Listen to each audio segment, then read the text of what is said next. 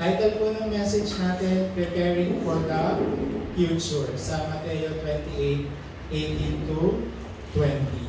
So yung mensahe na to will talk about tayo sa sarili natin na ihanda natin yung ating future and syempre yung mga new believers. Tulungan natin sila to prepare din yung kanilang future. So kasi tinawag tayo ng Diyos, hindi lang isang anak ng Diyos, kundi mga spiritual leader na mag-guide din sa atin sa mga new believer. So this message will help us to prepare for our future and also to help the new believers sa kanilang future. Kasi wala namang makakatakbo sa future. Diba? Wala namang makakatakas sa future. Kaya importante na paano ba ako mag-prepare o paano ba ako maghahanda para sa aking future.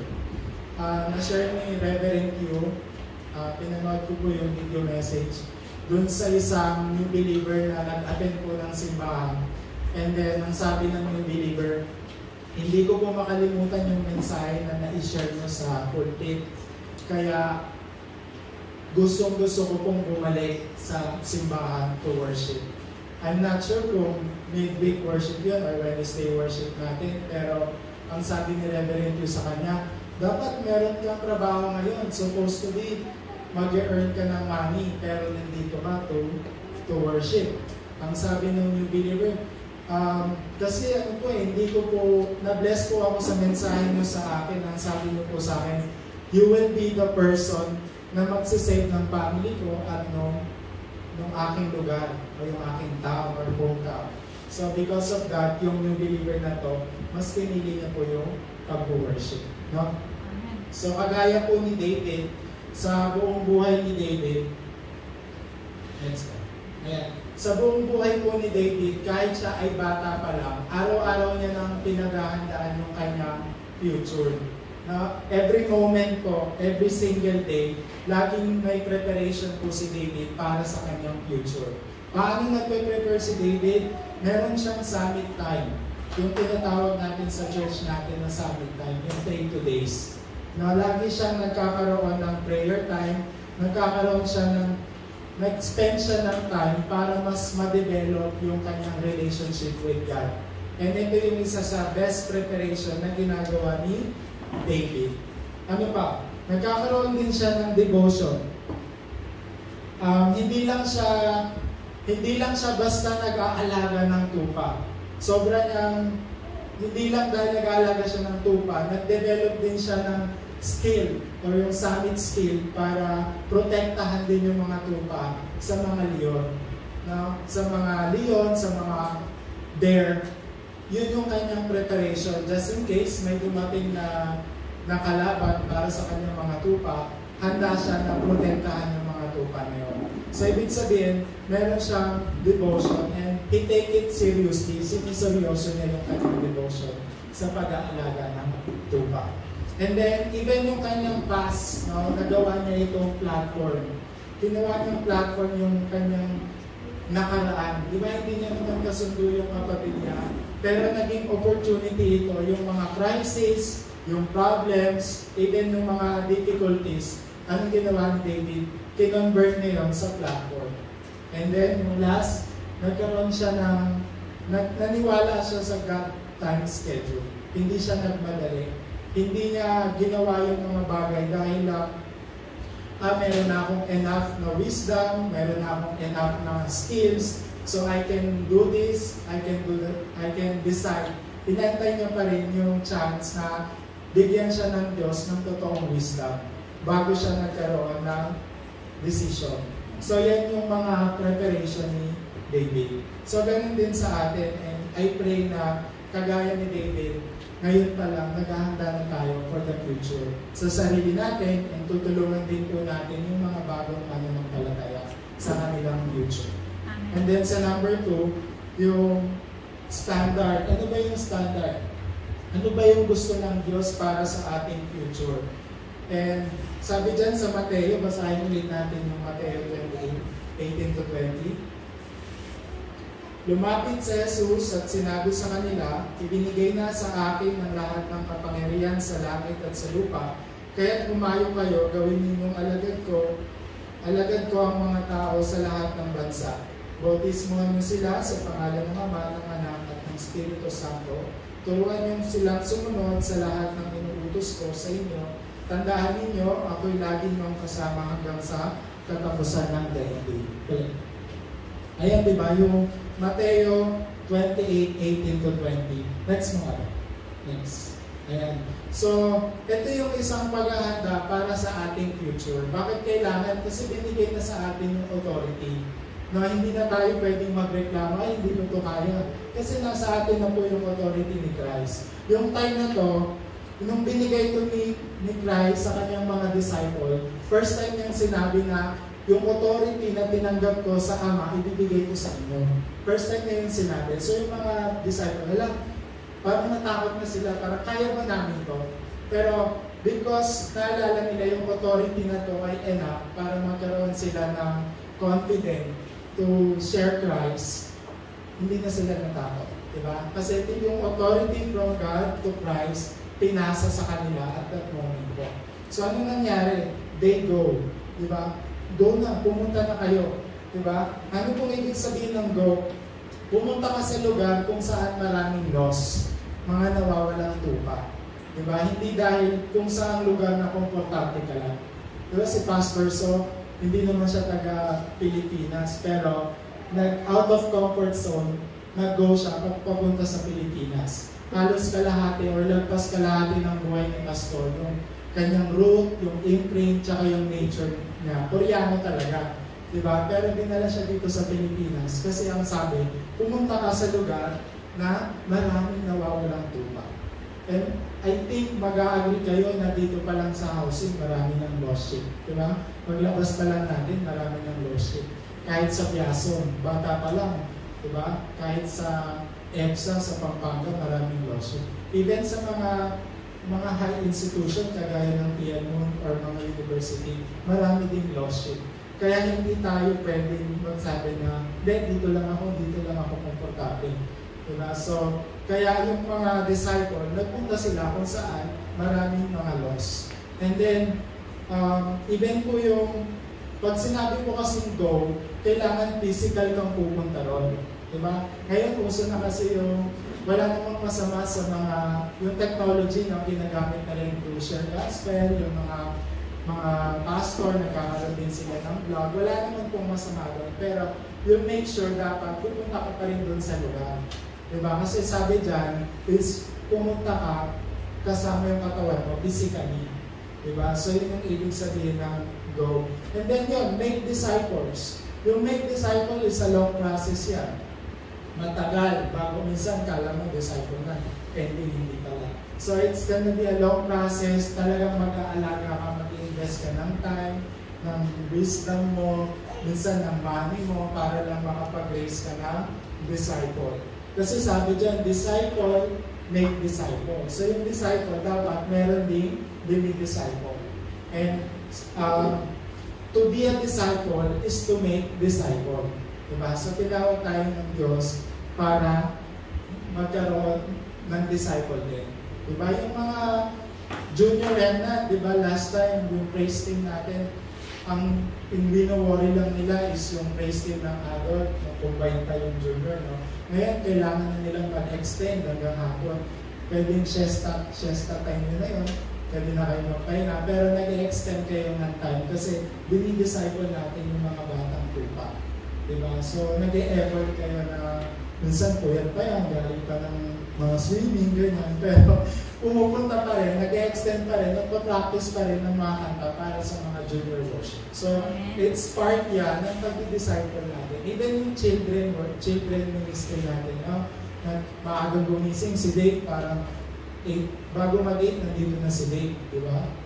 Kasi tumutulong na siya sa, ngayon lang yata siya wala, pero every Sunday ang aga niya. Kasi yung mga teacher natin, si Ruth, si Teacher Rubiling, kasi dinidisciple din natin yung mga bata. So, part po yun ng pag-disciple.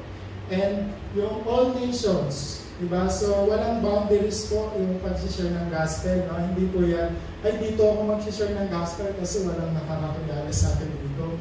O dito ako mag-share ng gospel kasi marami akong kilala. Pwede ko na lang brasuhin po, diba? pwede naman ganon. Pero yung pag-share po ng gospel and then yung pag-disciple, wala po yung boundaries. Kay ano mo, kay kakilala mo, ka-close mo o hindi, kay ayaw mo sa ugali niya, you have to share the gospel. Kasi yun po yung ibig sabihin ng all nation. So, doon sa lugar na parang hindi ka rin familiar or kumbaga, dun sa lugar na komportable ka man o hindi, you have to share the gospel.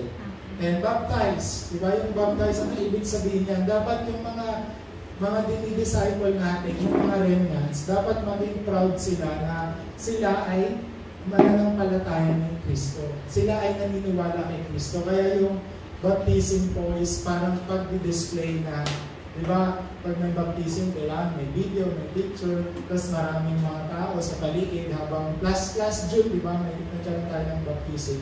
So, ibig sabihin lang nun is, dinidisplay mo yung bagong ikaw, yung bagong mong pananampalataya para makita ng mga tao. Parang siniselyuhan. Ito, believer of Christ to.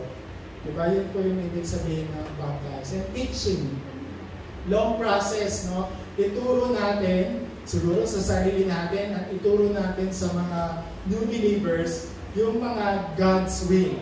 Diba? Hindi yung Satan's will. Dalawa lang naman yun eh. God's will or Satan's will. Turuan natin sila patungkol sa mga bagay na ito. No?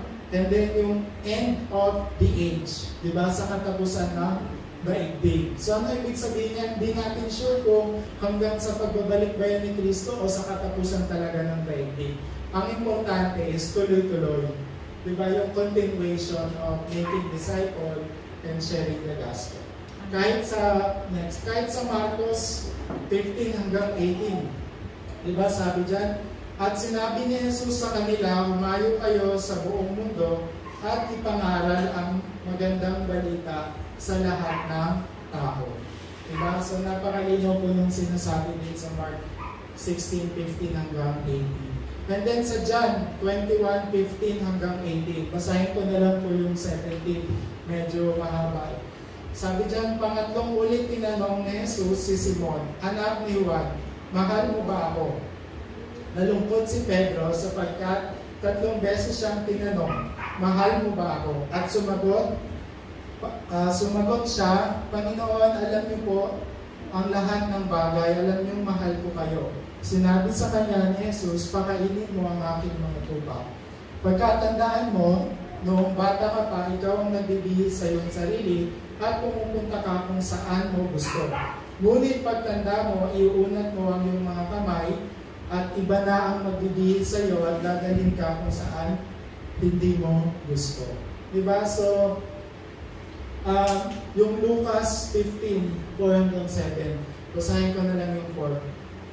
Kung ang sino man sa inyo ay may isang tupa at mawala ang isa, ano ang gagawin niya? Hindi ba iiwan niya ang 99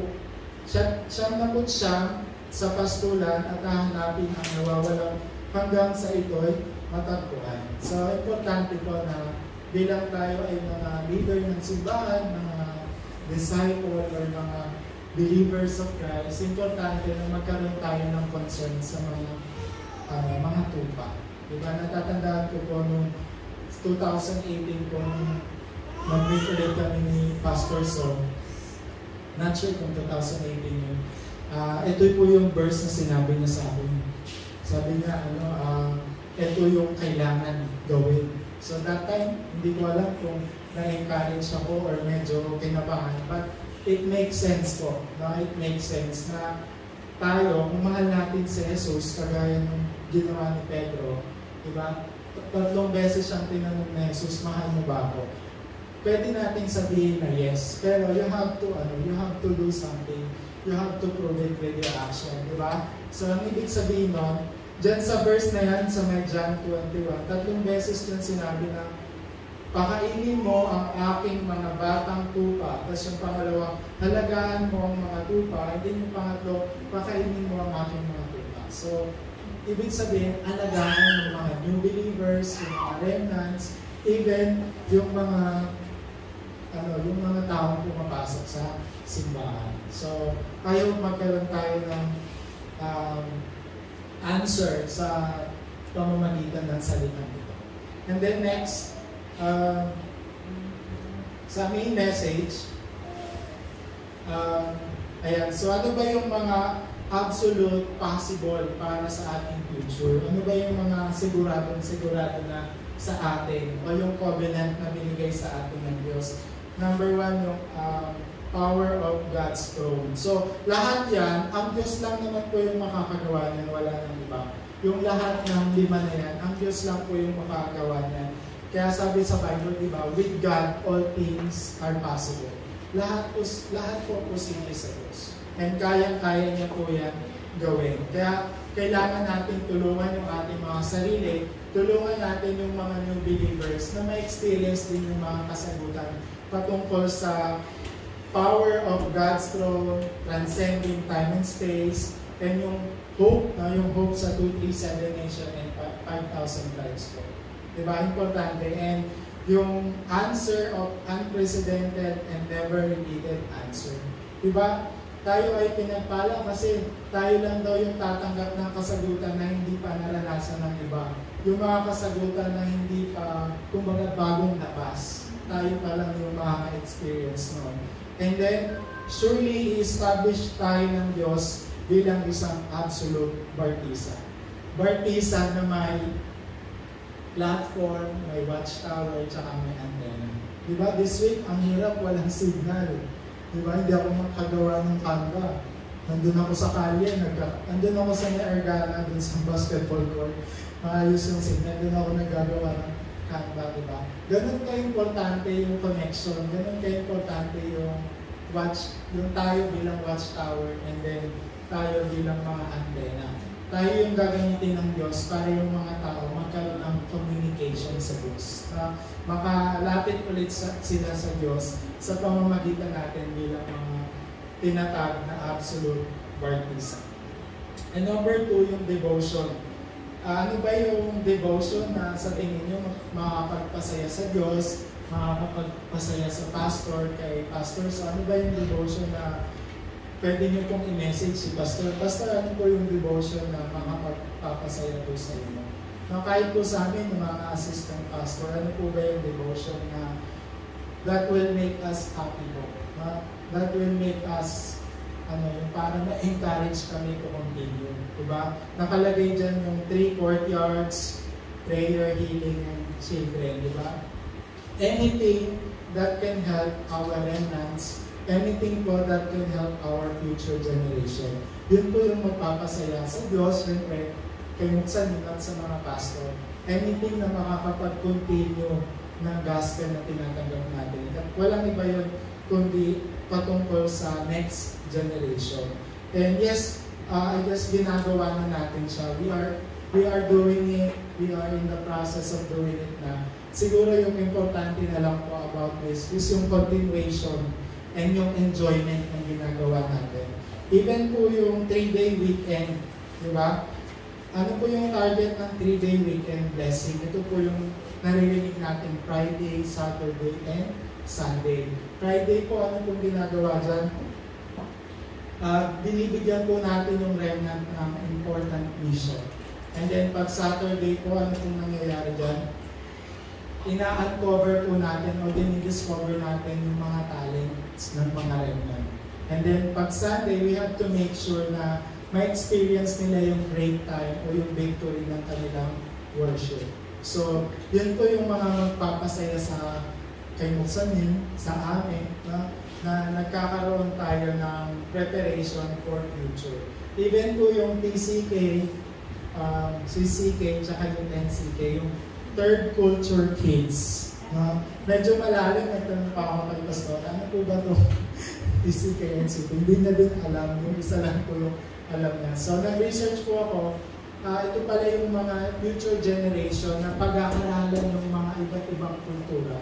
Diba, importante rin na sa ating mga anak ng Diyos o yung mga remnants natin, kailangan nilang malaman yung iba't ibang kultura. So, when the time comes na mapupunta na sila doon sa ang lugar man sila dadalhin, mas madali silang makaka-relate. Diba? So, importante po itong mga bagay na ito.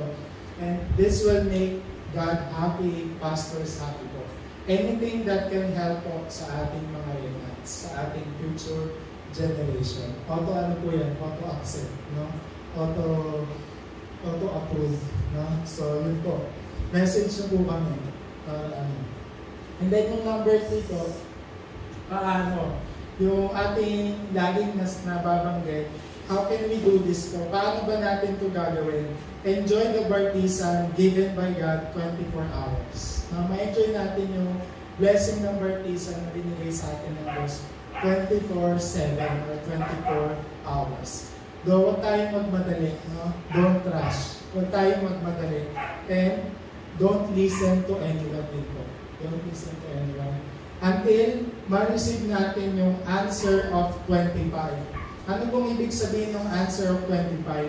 Ito po yung mga standard pertaining to God's kingdom. So ano ba yung standard ng buhay mo? Diba? Ano ba yung basic ng buhay mo? And I pray na yung standard and basic ng buhay natin is pertaining to God's kingdom. Na doon siya dapat connected siya doon, dapat lagi siya nakarelate patungkol doon. And then we will receive the blessing of eternity o yung inheritance, eternal inheritance ko. Ano pong ibig sabihin na maglilig tayo ng footprint po? Diba? Pag nag-hike ka, pag umakit ka sa bundok, minsan pag nililigaw ka na, makikita mo yung tamang trail, pag may dumaan mo doon, may footprint. Diba? So hindi ka, ay dito pala. Minsan kasi may paganto. Pero malalaman mo is pag mas maraming footprint dito sa kabila.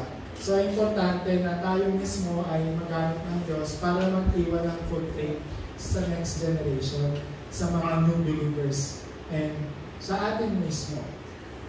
And number 4, so a few things to keep in mind. So mga bagay lang din na kailangan din natin malaman. No? So yung mga tao na in a sense, mai-encounter natin sa loob ng simbahan, minsan sa labas ng simbahan. So for awareness lang naman to. Legalism.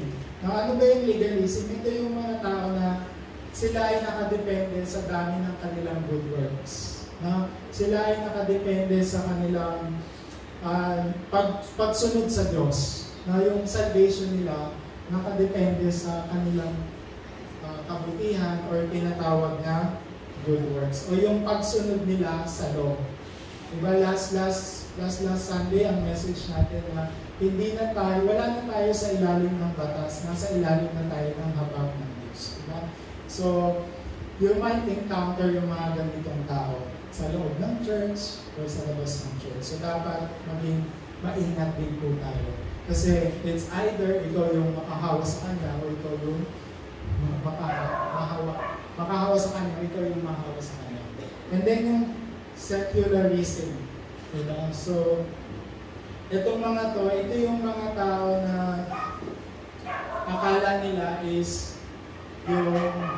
yung simbahan, yung lahat ng simbahan, lahat ng religion, pare-parehas lang, pili ka na lang kung saan ka komportable. Sila yung mga ganyan. For sure, may naririnig kayo sa school or saan ba, kung saan ka komportable, and mahilig din sila mag-question na, may ka-work po ako na, yung mga simbahan naman kasi, pinagtatrabaho lang yung mga tao, wala namang bayad, tapos hindi naman na nagbabayad ng tax. Yung gano'n, diba? So, business, parang gano'n. Negosyo yung simbahan, kaya parang sinasabi niya pa sa iba. So, may mga ganun pong tao na very po yung mindset nila. Kahit yung yung pinapasahod sa mga pastor or sa mga pare, dahil naman yun sa So, ganun po mag-isip yung ibang secularism ng mga tao. And we need to help yung ating new believers and tayo mismo sa sarili natin once na ma-encounter po natin yung mga ganitong scenario. Diba? And lagi nilang sinasabi na lahat ng religion, same lang. So, saan ka masaya din ka lang. Diba? So, importante po yan. Mysticism naman. Ito yung mga tao na ina-accept, parang tawag doon, inaano nila yung sarili nila na sila talaga yung anak ng Diyos. Diba? Huwag na tayo lumayo. Si Kibulol, di ba? Si Rudy Baldwin ba yun? yung nanguhula, di ba? So, may mga ganitong tao na sinasabi nila na kinuusap ako ng Diyos, and si Kibuloy, na siya mismo yung anak ng Diyos. We might encounter din po yung mga ganitong tao. And then yung church hopper. So, alam niyo naman from the word hopper, ililibot siya ng simbahan. No, hindi siya nagkakaroon ng commitment kung saan talaga siya magsisimba. And wala naman pong masama dito, pero di ba yung isang halaman, pag tinanim mo, tapos binunot mo, tinanim mo ulit ang tinanim, hindi siya magbubunga kasi pagtanggal, punta, ganyan. So, hindi po talaga siya mag-aano. Kaya, importante po na alam din natin yung mga ganitong bagay. So, we can help ourselves and then we can help din po yung ating new believers. Naalala ko yung sa GRC po, meron po kami, James yung pangalan. Pumunta siya sa church kasi parang wala daw siyang matutulugan, ganyan. Tapos, first day niya pa lang sa church, nilinis na yung simbahan, nilagay niya ng decoration. Talagang ang komportable ng church. Parang nagulat kami. Sobrang inayos niya yung simbahan, nilagyan niya ng mga halaman, ganyan. So, syempre, mga busy rin yung mga tao sa church, hindi na rin po yung magawa. And then, to the point, after ilang weeks, inuutangan niya lahat ng tao sa church. Inuutangan niya. So, tapos napagalaman namin sa ibang simbahan, nanggaling din siya doon. So, parang, syempre, yung tayo bilang church, lagi naman tayo nag-a-assume ng positive intent. Diba? Ang goal naman natin is to help yung mga tao, to restore their faith. Pero, yung mga tina-target ng tao niyo is mga simbahan. Kasi sino ba naman magsusumit sa simbahan? Wala naman. So, somehow, possible ma-experience natin yung mga to. And we need to be extra careful with God sa mga ganitong. And then yung idealism. Ito naman po yung mga tao na kailangan, lagi akong top 1. Ganyan, lagi akong nasa uno lahat. Based on wisdom, based on knowledge. Sila yung tao sobrang ng pag-aaral, lahat na lang ng seminar. Anything that can improve yung kanilang intellectual. Sobrang focus na sila doon. To the point na, na hindi na nila, masasabi na nila na I am so successful, sobrang talino naman ako, hindi ko na kailangan ng Diyos. So, sila naman yung sobrang daming idea. No? Wala naman pong masama dyan, pero hindi po kasi na magiging idol na natin yung ating intellectual part. So, importante po na aware po tayo sa mga ganito, and lahat po ng ito, it will never destroy po yung wall ng gospel. Regardless, pag nasa iyo na si Kristo, nasa iyo yung gospel, it will never destroy yung isang church, even yung life ng new believer. Kahit na encounter po ng mga ganyan. And ano bang sabi dyan sa 1 John 4:1? Diba sabi dyan, mga minamahal, huwag ninyong paniwalaan ang bawat nagsasabing nasa kanila ang Espiritu, sa halip subukan ninyo sila upang malaman kung talagang mula sa Diyos ang Espiritong nasa kanila.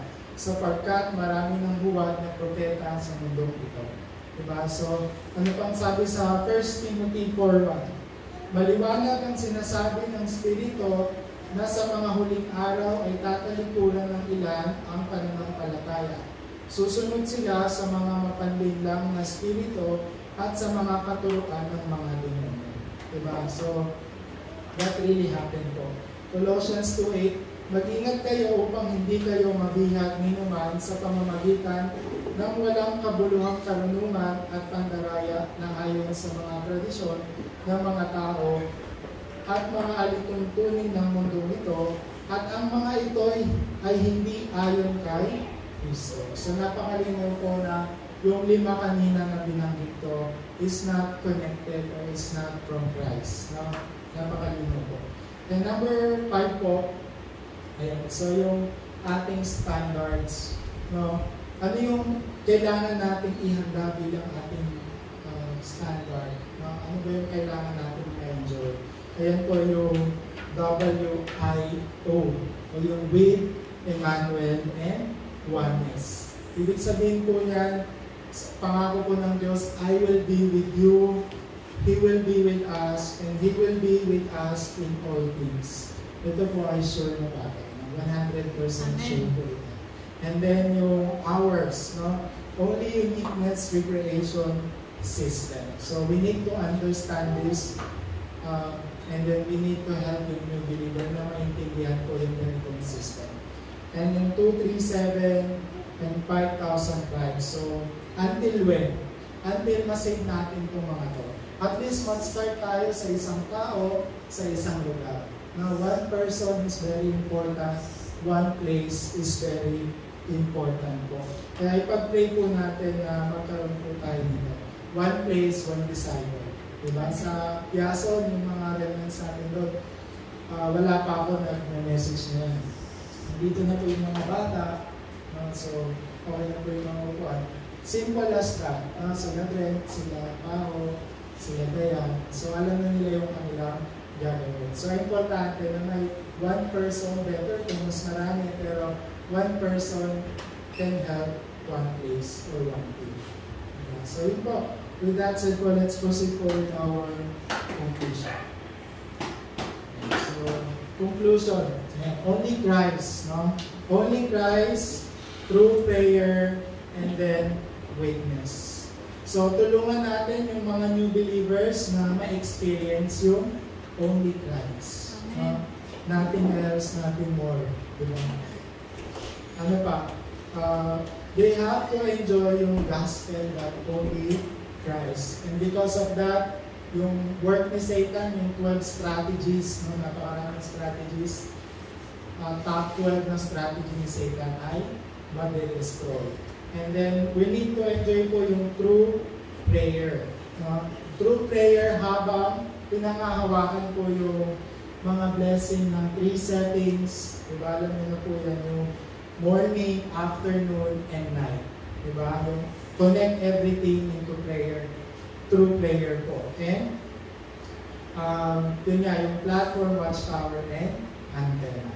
So, ibig sabihin po na lahat ng problem, conflict, crisis, become opportunity or become renewal sa atin. No? Marirenew yung ating mga spirits. Kagaya ni David, ni Joseph, ng 7 remnants, wala naman sa kanila yung naging, kumbaga kapwa lang. Diba, yung walang ginagawa. Na-experience nila lahat ng problem. And then, because of that, tayo mismo ay gagamitin ng Diyos to be a witness. And yung mga new believer, gagamitin din sila maging witness. No? Yung witness, lagi nilang sinasabi kung ano yung nakita nila. Witness will talk about what they see. No? Witness will talk about kung ano yung alam nila. And then, ibibigay nila kung ano yung meron sila. So, for sure tayo ay mga witness na with we are partisan, we are witness. So we need to help the new believer na kagaya natin, maging ganun din sila or better. Na? Better, diba? So i-keep in mind natin yung pag-disciple. Mga gaya ni naalala ko lang si Paul, no? Si Paul, kung siya ay pumupunta sa mga church, ayaw na ayaw niyo pong isama si Peter. Kasi makulit po si Peter at sobrang bata pa na ayaw niyo pong isama. Pero sunod po ng sunod, until na nagamit din si Peter. Siya yung, si Timothy pala. Si Timothy. Hindi si Peter. Si Timothy. Diba? So maghanap tayo ng Timothy natin na ito-train natin to be a disciple. So, ayun lamang po kayo, tumanggap po tayo ng prayer topic, tumanggap po tayo ng answer, at tumanggap po tayo ng forum mula sa ating mensahe. And let's pray po. Lord God, salamat sa mensahe nito, Panginoon. Salamat ka. Inihanda mo, Panginoon, ng aming past, inihanda mo yung aming present, and inihanda mo rin po yung aming future sa pamamagitan po, Panginoon, ng mga disciples. At sa pamamagitan po ng new believers na siya rin pong tatayo bilang mga partisan po the next generation. Maraming salamat po sa pagkilos mo at sa pagpapay po ng aming pagsamba sa oras nito. Pinupuli ka namin at pinapasalamatan sa tamang pangalan ng Jesus. Amen.